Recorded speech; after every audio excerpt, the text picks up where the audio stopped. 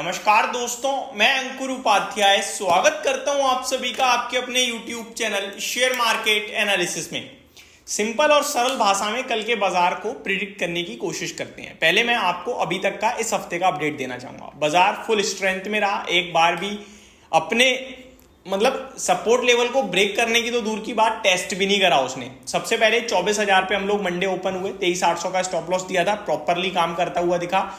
24,000 के भी नीचे नहीं निकले, हम 24,150 के करीब चले गए। उसके बाद मैंने आपसे कहा कि अब हम स्टॉप लॉस को ट्रेल करके 24,000 पे कर देंगे, 24,050 के करीब बाइंग बनती है। नेक्स्ट डे मौका मिला, बाइंग बनी, ऊपर आ गया दोबारा से।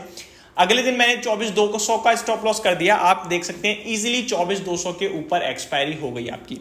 24,400 का आज का लाइफ हाई लग गया, ऊपर से नीचे भी आता हुआ देखा बाजार आप सभी ने, यानी कि आज कॉल राइटर्स ने भी पैसा बनाया बड़े लंबे समय बाद। पुट राइटर्स, कॉल राइटर्स और कॉल बायर्स सबने पैसा बनाया। ये एक्सपायरी अच्छी लगी मेरे को। अब आ जाते हैं आगे क्या होगा। तो आगे के लिए मैं आपको क्रिस्टल क्लियर वर्ड्स में जरूर बोलूंगा, लेकिन आपको समझना होगा। देखो, मार्केट को इस समय आप ऐसे प्लेस कर सकते हो कि अगर कल पूरे दिन 23,400 से नीचे ही रहे हम, तो अगले हफ्ते 23,400 के ऊपर हमें खरीदना है। ध्यान से समझिएगा। अगर कल हमने 23,400 दूर दूर तक नहीं देखा, अभी देखो गिफ्ट निफ्टी क्या सजेस्ट कर रहा है। गिफ्ट निफ्टी सजेस्ट कर रहा है 70-80 पॉइंट्स की गिरावट।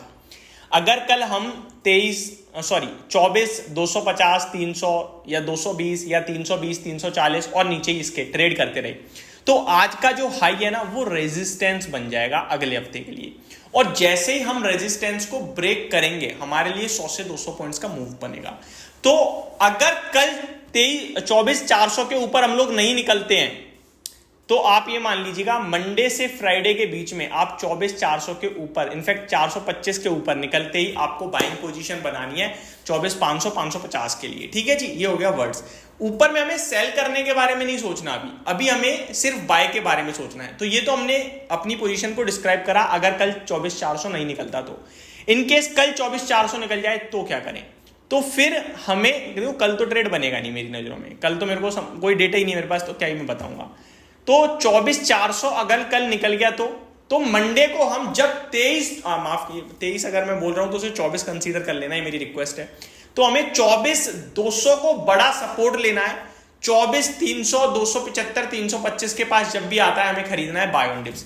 यानी दोनों स्ट्रेटजीज में मैंने आपको बाइंग के लिए बोला है, और कैसे कैसे बोला है वो आप समझ गए होंगे। स्टॉप लॉस के पास हमें खरीदना है, दैट्स इट। ठीक है, तो ये हो गया आपके लिए निफ्टी पे एक अपडेट, आगे का व्यू कैसे बना के चलना है, कैसे ट्रेड कर सकते हैं। अब थोड़ा सा अपडेट देता हूं ग्लोबल मार्केट्स का। तो पहले गिफ्ट निफ्टी जैसा कि बताया 50-60 पॉइंट नीचे दिख रहा है, उसमें थोड़ा सा नेगेटिविटी आ रही है गिफ्ट निफ्टी में। ग्लोबल मार्केट्स की बात करें तो एशिया पैसिफिक निकाई आपके लिए अच्छी तेजी में दिख रहा है। शंघाई में भी अच्छा मूव देखने को मिल रहा है। फिटसी, कैक, डेक सब अच्छा कर रहे हैं। तो यहाँ से सारी तरफ से अच्छे संकेत ही आ रहे हैं। आज का FIDIs का डेटा भी मैं आपके साथ डिस्कस करना चाहूंगा, जो कि इंटरेस्टिंग है। FIDIs की बात करें तो आज जस्ट अ मिनट, हाँ जी, FIDIs की बात करें तो आज फिर से एक बार FIIs बायर बनते हुए दिखे और DIIs सेलर बनते हुए दिखे हैं। FIIs ने 2575 करोड़ की बाइंग करी है कैश मार्केट में, और वहीं DIIs 2375 करोड़ की सेलिंग करके चले गए हैं कैश मार्केट में। तो DIIs बीते 2 दिनों से कंटिन्यू बेचते हुए दिख रहे हैं हमें, तो ये थोड़ा सा नेगेटिव साइड पे दिख रहा है मुझे। स्टॉक स्पेसिफिक एक्शन आपके लिए भरपूर है, और सेंसेक्स पे ना केवल 80 से 90,000, 1 लाख तक की बात चलने लगी है। कुछ रिपोर्ट्स में पढ़ रहा था जहां पे 2025 के अंत तक जिस हिसाब से सेंसेक्स चलता है उस हिसाब से ही चलता रहा तो 1 लाख हो जाएगा। तो ये एक अपडेट देनी थी जो मैंने दे दी। स्टॉक स्पेसिफिक एक्शन भरपूर बाजार में बना हुआ है, कल भी होगा, क्योंकि बहुत सारी बैंक NBFCs ने अपने Q1 अपडेट दिए हैं, तो ये सारे एक्शन में रहेंगे। लास्ट वीडियो में डिस्कस भी किया था, एक बार नाम बता देता हूँ। उज्जीवन स्मॉल फाइनेंस बैंक के जस्ट अभी अपडेट्स आए हैं। नजारा टेक के लिए कुछ खबरें हैं। PNB के अपडेट्स आते हुए दिखे हैं। IDFC फर्स्ट ने QIB अलॉट कर दिया है 3200 करोड़ के, कल कर देंगे। ऑलमोस्ट सिमिलर भाव पे गया है। टाटा कम्युनिकेशन 18 जुलाई को Q1 के रिजल्ट्स आने वाले हैं, तो ये भी एक्शन में रहेगा, लेकिन अभी नहीं, 18 जुलाई को। इरकॉन इंटरनेशनल को अवार्ड मिला है एक RVNL के ऑर्डर के लिए, तो ये पॉजिटिव खबर है, कल स्टॉक एक्शन में रह सकता है। VST इंडस्ट्रीज में राधाकिशन दमानी जी ने स्टेक बढ़ाया है, तो ये इसके लिए काफी पॉजिटिव खबर है। सांगवी मूवर्स के लिए खबर आती हुई दिख रही है। CG पावर के लिए खबर आ रही है। पूनावाला फिनकॉर्प के Q1 के अपडेट आते हुए दिख रहे हैं। डिलीवरी के लिए कुछ खबर है, बजाज ऑटो कल अपनी सीएनजी बाइक लॉन्च करने जा रहा है जिसका नाम रिवील हो गया है, फ्रीडम 125। मैंने रील में नाम बोला था ब्रूजर, वो रिपोर्ट्स में था लेकिन अभी नाम रिवील हो चुका है। यूको बैंक के कल अपडेट्स आते हुए दिखेंगे। ग्लेनमार्क लाइफ साइंसेज के लिए खबर है, आरबीएल बैंक के लिए भी अपडेट आते हुए दिखी है।